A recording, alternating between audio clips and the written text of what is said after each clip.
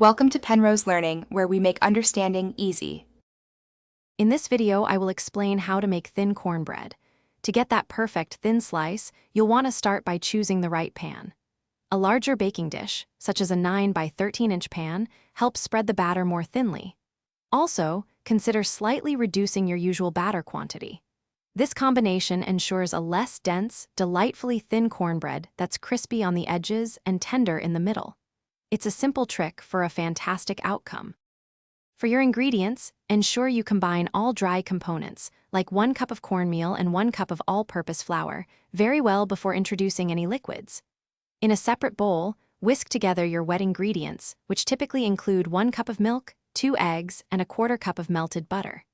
This two-step mixing process helps prevent overmixing, which can lead to a tough cornbread.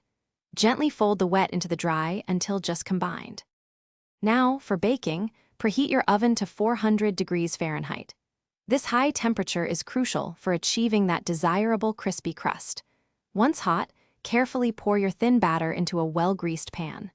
Baking for approximately 20 to 25 minutes should yield a beautiful golden brown cornbread that is firm to the touch.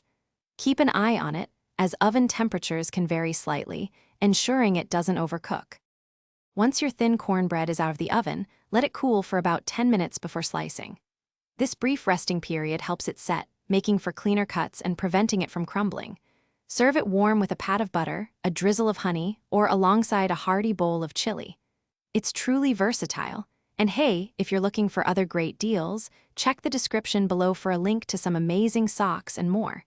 Enjoy your delicious, thin cornbread. Thanks for watching. If this was helpful, leave a like and consider subscribing. See you next time.